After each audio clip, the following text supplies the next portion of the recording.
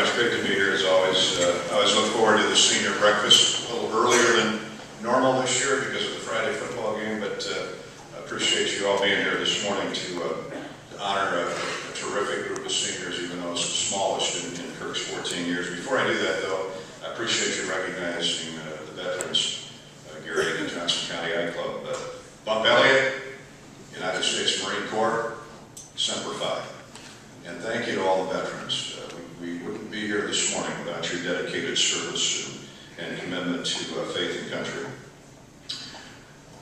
I want to congratulate the seniors, certainly, and I want to thank the parents for sending their sons and daughters, band.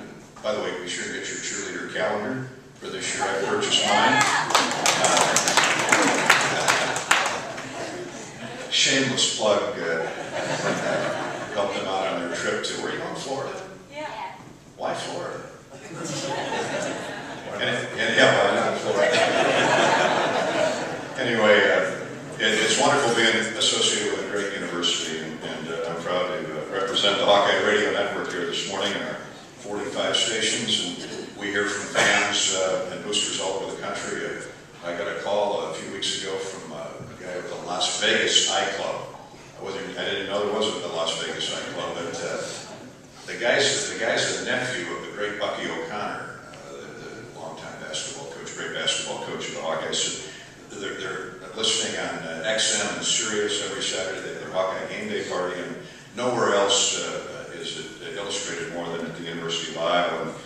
And these seniors should be proud for what they represent and who they represent, not only in the great state of Iowa, but throughout the country.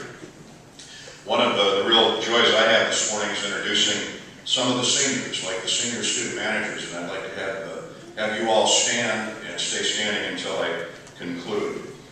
And if you'll hold your applause, we'll move things along here. From Letts, Iowa, that's down by Muscatine, Burlington, by the way, Spencer Beery.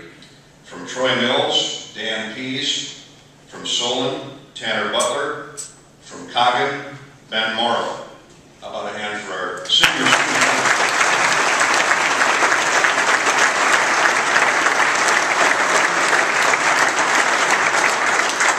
I'd like to introduce our senior student athletic trainers. From Dixon, Illinois, Nick Raines. Out of Fort Wayne, Indiana, Jessica Novak. And from Princeton, Illinois, Samantha Fellhofer. Thank you very much.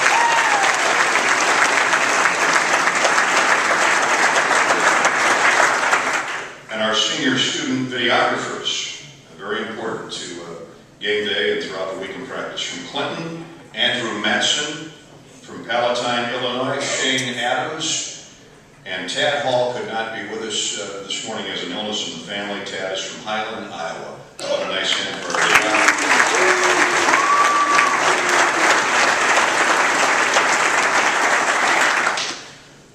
As the voice of the Hawkeyes, we have a 2-hour pregame show, we have a long halftime show, we have a long postgame show, but that gives us an opportunity to touch base with former Hawks around the country. Yesterday I had the great thrill of interviewing two. Jim Sundberg was a 16-year Major League Baseball player, 6-time Gold Glove winner, 3-time All-Star, world champion with the Kansas City Royals in 1985 in that infamous I-70 series with the St. Louis Cardinals that many Cardinal fans I know remember.